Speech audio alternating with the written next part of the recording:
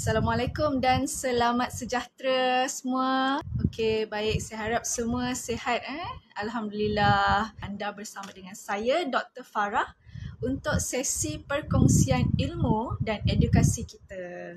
Okey, baiklah. Jadi, pada malam ini, kita akan berkongsi dan menceritakan tentang satu topik ni yang saya pasti sangat biasa atau common terjadi di kalangan kita, iaitu tentang nafas berbau, kan? Nafas berbau. Okey.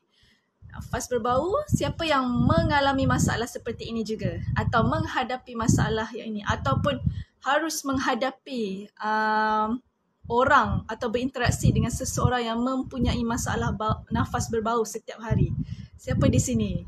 Saya pasti ada antara anda semua yang mungkin mengalami masalah nafas berbau ataupun harus berhadapan dengan orang yang mempunyai masalah nafas berbau setiap hari. Okey, baiklah. Jadi di sini nafas berbau, ya sebenarnya punca bukan sekadar dari mulut. Sebab tu topik kita nafas berbau bukan mulut berbau. Okey. Jadi nafas berbau ni atau dalam bahasa medical dia, bahasa perubatan dia, bahasa kedokteran, halitosis. Jadi nafas berbau ni disebabkan oleh banyak faktor atau penyebab. Cumanya masalah nafas berbau ni mungkin bagi sesetengah orang suatu masalah kecil atau mungkin tidak bukanlah masalah besar. Tapi sebenarnya buat siapa yang menghidapi masalah nafas berbau ni, dia boleh membuat seseorang individu itu untuk mempunyai low self-esteem, confidence rendah, merasa rendah diri, kan? Dia rasa self-conscious setiap hari. Apalagi kalau tugas dia bekerja sebagai seseorang yang harus berhadapan dengan orang ramai setiap hari. Mungkin seperti saya, doktor, ataupun anda-anda yang lain yang bekerja yang harus berhadapan atau berinteraksi dengan orang setiap hari. Jadi perkara nafas berbau ni adalah satu masalah dan mungkin sampai mengganggu prestasi kerja dia juga. Dan juga kita pula yang mungkin tak ada masalah nafas berbau tapi harus berhadapan dengan orang yang mempunyai masalah nafas berbau akan berasa kurang selesa atau kurang nyaman, kan, setiap kali kita kena berhadapan dengan orang yang nafas berbau ni. Okay. Jadi siapa kat sini yang ada mungkin boleh kongsi cara macam mana anda berhadapan dengan orang yang mempunyai nafas berbau ni. Okay. Jadi ada banyak faktor atau punca lah yang membuat nafas kita berbau. Okay, kita tak cakap mulut berbau, kita cakap nafas berbau sebab punca dia bukan hanyalah sekadar daripada mulut ataupun bukan penyebab utama.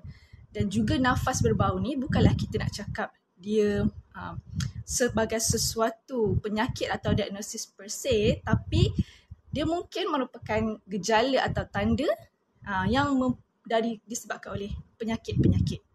Okey, jadi pertama kali, first kali yang menyebabkan nafas berbau ni, okeylah daripada mulut, kita nak cakap daripada mulut. Kan sebab memang keluar daripada mulut, jadi orang mungkin merasa ini adalah mulut berbau, bukan nafas berbau. Jadi daripada mulut ni, ada apa dekat mulut ni yang sehari-hari mungkin berbau nafas ni adalah disebabkan oleh faktor air liur. Kenapa air liur ni? Apa yang membuatkan nafas berbau ni dari air liur ke? Macam tu kan. Jadi sebab dalam mulut kita ada air liur ni. Jadi biasanya bau nafas ni disebabkan oleh dari tindak balas air liur dengan sisa makanan dalam mulut. Dalam air liur kita ni ada bakteria. Jadi dia adalah disebabkan oleh reaction atau tindak balas daripada bakteria tu dengan sisa makanan. Jadi dan biasanya kenapa sering sekali nafas berbau pada saat bangun tidur.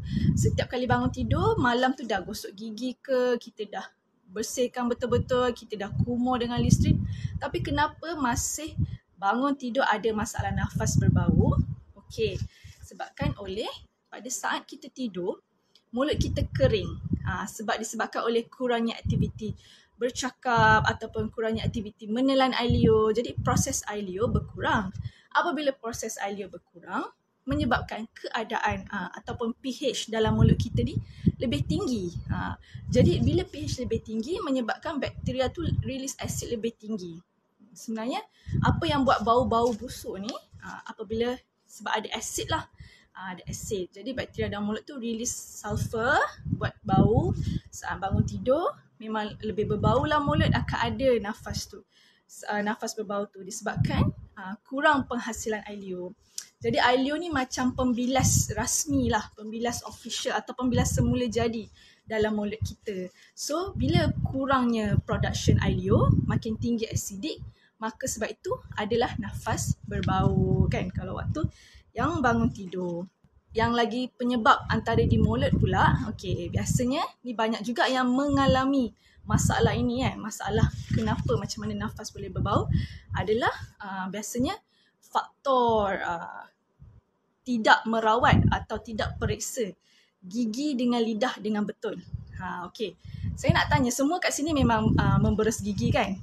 Tapi berapa ramai je yang memberus gigi dan juga berus lidah? Cuba bagi tahu sikit kat sini.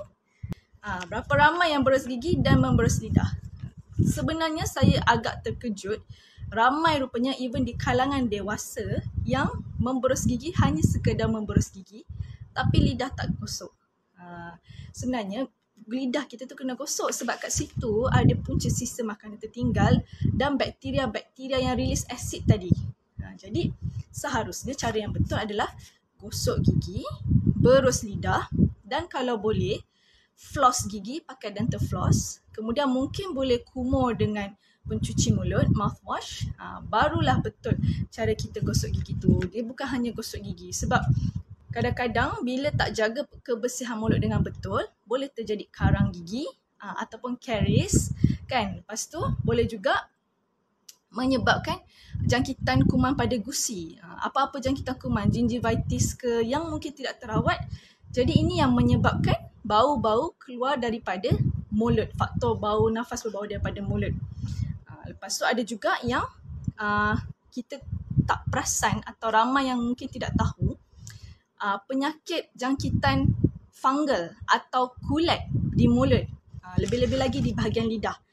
Kalau anda perasan, siapa yang ada putih, ketebalan tompok putih pada lidah, dah bersihkan, dah berus macam mana pun susah tanggal dan masih ada, kena pergi periksa.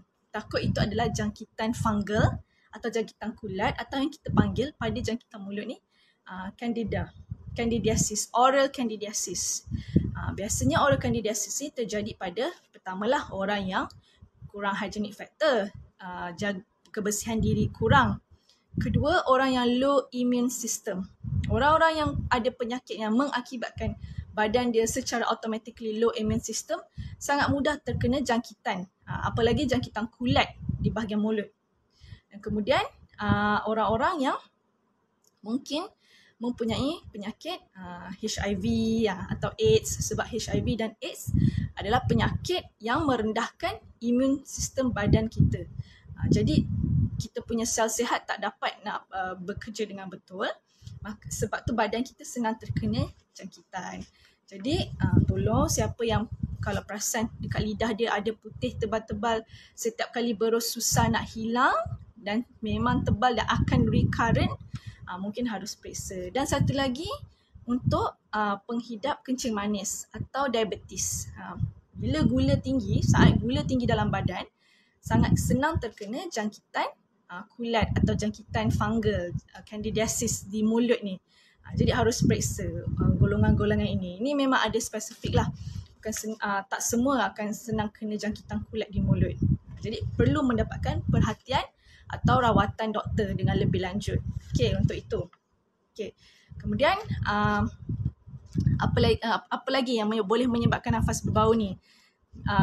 2 minggu lepas saya ada sebut topik ni, iaitu mengenai resdung ataupun sinusitis. Jangkitan di rongga, ear, nose and throat. Di tekak, telinga dan hidung. Kenapa? Sebab memang ada rongga yang menghubungkan 3 bahagian ini. Jadi bila ada masalah atau infeksi atau jangkitan di mulut, di hidung atau di tekak, ketiga-tiga ini, ear, nose and throat, boleh mengakibatkan nafas berbau seperti infeksi resdung yang sudah lama, sinus yang tidak dirawat. Jadi fluid sinus, cairan sinus tu berada di belakang rongga tekak mengakibatkan keluarnya bau yang kuat daripada mulut. Nampak macam bau mulut tapi sebenarnya bau nafas yang disebabkan oleh jangkitan pada rongga resdung, rongga sinus, jangkitan resdung ataupun jangkitan telinga. Nanah pada telinga yang tak rawat lama pun sama, boleh mengakibatkan nafas berbau tanpa sadar. Kan ada yang tak perasan, dia tak perasan telinga dia bau busuk dan dia tak perasan juga nafas dia bau busuk, tapi saat berinteraksi, bersosial, orang-orang lain ni bau tak selesa, kurang nyaman, kena menghadapi nafas bau tu. Jadi mungkin disebabkan oleh jangkitan di ear, nose and throat juga. Dan satu lagi yang paling common, paling sering, yang ramai juga kurang tak pasti, tak periksa diri sendiri, selalu yang ada recurrent infection, infeksi berulang di tonsil, tonsillitis ataupun radang ataupun inflame. Siapa yang selalu mempunyai masalah tonsillitis atau jangkitan tonsil berulang kali boleh menyebabkan nafas berbau. Kenapa? Ada sesuatu yang menyebabkan anda mempunyai jangkitan di tonsil yang tidak baik dan sangat sering berlaku kepada anda, sangat kerap. Okey, ada itu nama dia tonsil stone, batu di tonsil. Mungkin ada sesetengah orang, dia periksa sendiri mulut dia buka mulut, nampak batu-batu tu dia boleh keluarkan. Kadang-kadang memang ada terkeluar. Tapi ada juga yang harus jumpa ke doktor pakar, ENT dulu. Bila check, bila periksa, skop tengok, oh rupanya you ada tonsil stone, batu pada tonsil you. Okay, macam mana batu ni terjadi? Ini biasanya adalah disebabkan oleh sisa makanan atau debris lah, kita panggil, macam perkataan nama lain dia adalah sampah yang masuk dekat tekak dan tersaring di tonsil. Lama-lama dia jadi calcified di situ. Dan campur juga dengan bakteria dan berulang kali jangkitan, maka terjadilah tonsil stone. Tonsil stone ni siapa yang pernah ada pengalaman pasti tahu dan boleh share kan. Bila dah keluarkan bau dia, memang sangat-sangat kurang menyenangkan, sangat-sangat tidak nyaman, memang sangat berbau. Okay. So jadi mungkin ada yang mempunyai masalah tonsillitis ataupun tonsil stones tu lah. Kena periksa, kena tahu kenapa, apakah punca yang menyebabkan nafas anda berbau, ataupun mungkin ada orang pernah tegur tapi anda tak periksa. Dan lagi satu ni penting, ini khas buat kalau kanak-kanak. Tiba-tiba ada kanak-kanak kecil kan, umur yang kecil, nafas dia berbau, ataupun dari hidung dia bernafas kita boleh bau busuk atau bau tak sedap, bau kurang enak. Apa tu biasanya? Kena check juga, bawa juga pergi jumpa doktor ENT untuk tengok. Takut kadang-kadang dia ada masukkan benda asing atau foreign bodies dalam hidung dia. Kanak-kanak suka ni masukkan, jumpa apa kecil-kecil kat bawah tu kan, kacang hijau ke biji apa yang kecil masuk, dia masuk sangkut kat hidung, di rongga hidung yang kat tengah-tengah pula tu. Kadang-kadang kita tak nampak. Tengok anak kenapa sesama je hidung berair je, tapi cairan bau busuk ataupun nafas berbau busuk, mungkin dia ada benda asing atau foreign bodies yang tersangkut di hidung dia, di telinga dia, boleh jadi di mana-mana. Sebab kanak-kanak suka masukkan benda kecil-kecil dalam telinga, dalam hidung. Especially yang kecil-kecil tu lah, biji kacang hijau ke apa, memang banyak. Jadi periksa bila kanak-kanak yang mengalami masalah nafas berbau ni, ataupun saat dia bernafas, hidung pun you boleh bau. Kenapa bau busuk ni kan, ataupun bau tidak menyenangkan? Mungkin dia dah ingested foreign body atau masukkan benda asing dalam hidung atau dalam telinga dia. Macam tu. Jadi kena check, kena bawa tengok. Kadang-kadang kita tengok sendiri, hidung dah boleh nampak. Tapi kalau tak boleh nampak tu, harus kita tengok lah. Yang kena masuk ni, lampu tu. Okay. Ramai yang telah mendapat manfaat dari DND 369 Sacha Inci Oil. Pastikan DND 369 Sacha Inci Oil yang original hanya dari DND. Dapatkan daripada dropship sah DND. Lepas tu, ada juga bau ni yang berbahaya sikit. Bau yang disebabkan oleh komplikasi kencing manis atau kencing manis yang tidak dirawat atau tidak dikawal. Bau macam mana? Bau nafas berbau yang manis seperti buah-buahan. Kenapa kita ada spesifik ni? Kenapa dia kata manis seperti bau buah-buahan? Okey, yang bau seperti manis buah-buahan ni biasanya disebabkan oleh komplikasi kencing manis atau diabetes yang kita panggil nama keadaan dia ketoacidosis. Ketoacidosis. Ada pun perkataan asid juga dalam tu kan. Okey, jadi macam mana proses ketoacidosis ni berlaku kan? Waktu dalam badan insulin sangat rendah, jadi dia tak boleh nak gunakan gula kita tu, dia tak boleh nak convert gula kita. Jadi dia harus menggunakan simpanan lemak dalam badan. Bila proses simpanan lemak dipakai dalam badan, itulah yang dia jadi keton. Itu yang nama dia ketoacidosis.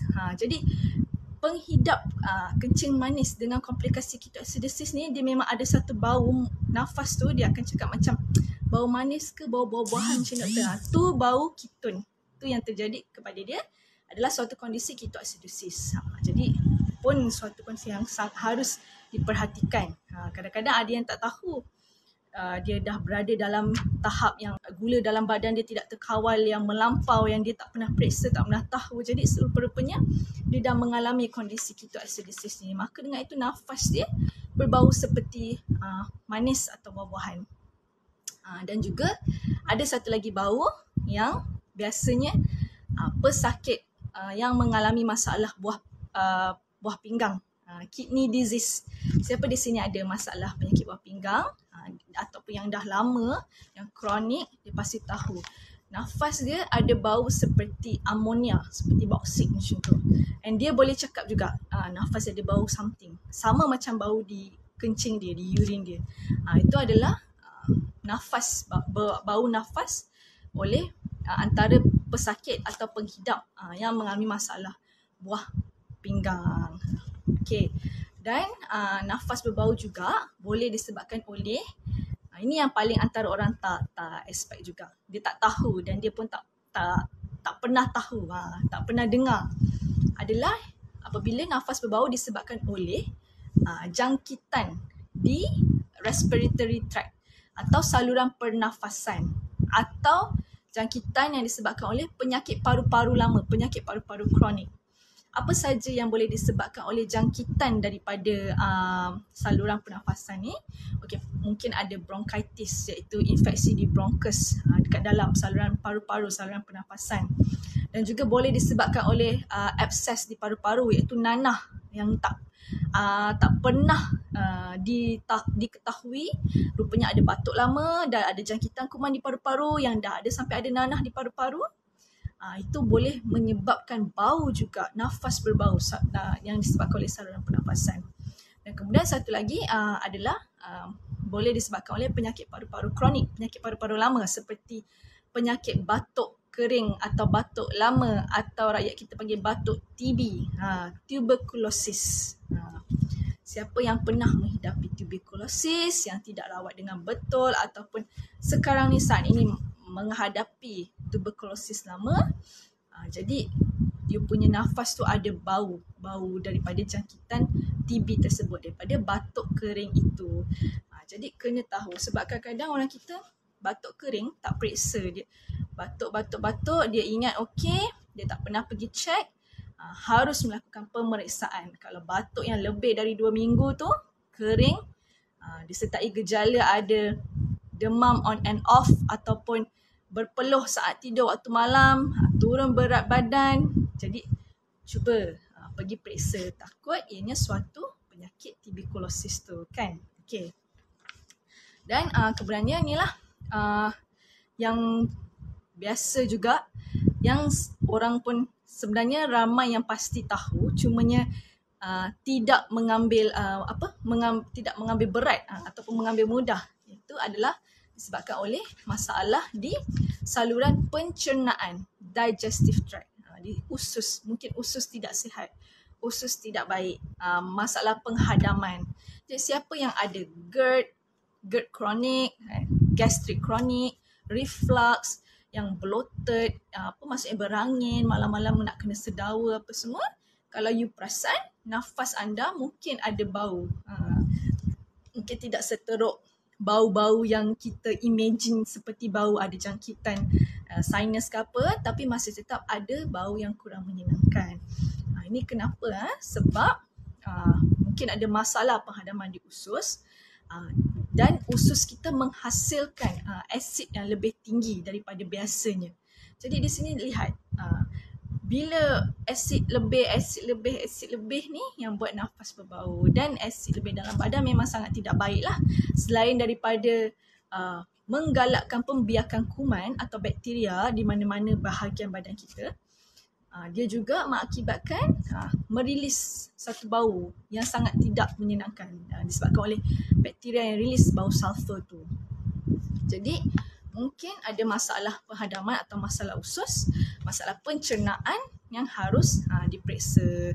Biasanya ni siapa ni? Orang-orang yang makan tinggi asid. Lepas tu boleh juga disebabkan oleh jangkitan Helicobacter pylori tu. Siapa tahu kan jangkitan Helicobacter pylori, dia pun dia sebabkan oleh proses menghasilkan asid yang tinggi. Jadi maka dengan itu mengakibatkan mungkin bau nafas tu daripada you punya jangkitan dalam perut. So kena periksa. Kadang kenapa masalah buang air besar, sama ada terlalu kerap atau terlalu kurang, najis terlalu cair atau terlalu keras, kurang selera makan atau terlebih makan, semua tu juga boleh menjadi antara tanda-tanda terkena jangkitan di bahagian usus. Jadi kena periksa. Sebab jangkitan ni yang boleh menyebabkan nafas kita berbau juga. Apalagi kalau jangkitan dalam jangka masa lama. Tak pernah langsung kita tahu, tak pernah langsung kita periksa kan, tiba-tiba kena. Jadi mungkin disebabkan oleh masalah di saluran pencernaan. Okay. And then ada lagi satu ni lah yang menyebabkan nafas yang berbau, iaitu eating habit dan lifestyle habit. Okay. Eating dan lifestyle. Okay. Kenapa? Macam tadi kita dah tahu beberapa punca yang mengakibatkan nafas berbau ni, tapi kita pun tambah lagi. Dah acidic dalam mulut, bakteria dah release asid, perut dah terlebih menghasilkan asid. Kita pun makan lagi yang makanan berasidik. Makanan berasidik macam mana? Kafein pun berasidik. Kena tahu tu makan makanan yang kita makan. Dan kemudiannya mungkin sejenis seorang penggemar makanan yang pungent smell atau bau yang kuat, bau yang tajam. Seperti apa ni? Ni semua orang suka, ni semua tahu ni kalau makan. Petai kan? Ada yang cakap, doktor saya tak boleh tiap hari kena makan lauk dengan petai. Petai, jering, durian, tempoyak. Durian tu sangat tinggi asidik juga. Dia memang release sulfur juga. Apalagi sejenis yang suka makan tempoyak. Memang semua ada tinggi masuk dalam perut. Okay. Lepas tu makanan seperti bawang merah, bawang putih, ataupun yang suka makan makanan berempah ratus yang kuat kan, herbs dia, selalu makanan Arab yang masak dengan banyak rempah ataupun kari. Jadi makanan-makanan ni merupakan faktor nafas berbau jugalah. Okay, and then caffeine drinker, coffee really high in acid, memang tinggi asid. Bila you minum, apalagi bakteria dalam air liur, bakteria sihat menghasilkan tinggi asidik. Kopi pun dia asid, menyebabkan bau yang kurang menyenangkan juga kepada caffeine drinker. Tapi yang minum biasa-biasa casual ni tak apa. Maksud saya yang kuat minum tu ada juga yang dia complete set. Dia merokok, smoking, lepas tu dia minum alkohol, minum alcoholic drink sangat tinggi asid, dan kemudian caffeine drinker pula minum kopi. Tiga ni lengkap. Memang nafas sangat berbau dan anda punya kandungan asid dalam badan sangat tinggi juga. Jadi harus menjaga makan dan lihat kita punya lifestyle. Yang merokok tu, smoker tu, anda pasti tahulah kan bau nafas anda macam mana. Dah smoking, lepas tu ada Nescafe, order coffee, anda pasti tahu sendirilah. Orang yang berhadapan pun tahu, anda pun boleh rasa sendiri bau nafas tu keluar kan daripada mulut anda lepas merokok dan minum kopi lagi macam tu. Jadi macam mana, apa yang kita boleh kurangkan atau atasi masalah nafas berbau ni, first kurangkan makanan yang acidic lah daripada segi jaga pemakanan kita. Dari segi lain-lain tu seperti tadi saya dah cakap, kena pergi periksa, mungkin ada masalah daripada jangkitan kulat, jangkitan respiratory, jangkitan pernafasan dan kemudian jangkitan di rongga ear, nose and throat kan. Itu semua harus dikenal pasti dan diperiksa. Tapi yang daripada kita sendiri yang kita boleh buat dan boleh kontrol, boleh amalkan, first kurangkan makanan berasid, tingkatkan pengambilan makanan atau air berakali. Sebenarnya bagus kali ni untuk membantu neutralkan asid-asid yang tinggi tu dan sebenarnya kondisi tubuh kita lebih baik dalam keadaan akali. Dan akali, lepas tu kurangkan merokok, kena kurangkan. Rokok tu memang dah tahulah secara general memang tidak baik dan tidak sihat kan. Lepas tu tingkatkan pemakanan buah-buahan dan sayur-sayuran, serat atau fiber, dan juga prebiotik, makanan-makanan probiotik yang penuh dengan bakteria sihat untuk bantu penghadapan usus kita dengan lebih baik, untuk mengurangkan penghasilan asid dalam badan. Dan juga cara yang lain lagi penting lagi, penjagaan diri lah. Gosok gigi dengan betul, flossing, beruskan lidah, kumur, ataupun mungkin setiap hari tu minum air yang banyak biar mulut kita tak berada dalam keadaan yang kering. Jadi bila dia sentiasa lembab, dia kurang menghasilkan asid, kuranglah nafas berbau. Dan juga mungkin untuk sementara, maksudnya resolution yang sementara, boleh kunyah chewing gum atau gula-gula getah yang persemin apa semua tu boleh juga. Tapi tu untuk saat itulah, saat you berhadapan atau berinteraksi dengan orang kan. Jadi macam mana saya harap malam ni ilmu perkongsian saya bermanfaat untuk semua. Anda semua mendapatkan sesuatu daripada perbincangan kita pada malam ini. Hi, thank you so much. Ya, betul. Cuba komen dekat sini, saya nak tengok siapa yang pernah menghadapi dengan orang yang mempunyai nafas berbau, bagaimana anda menghadapi mereka. Macam mana, jenis yang tegur terus straight ke atau diam-diam ke?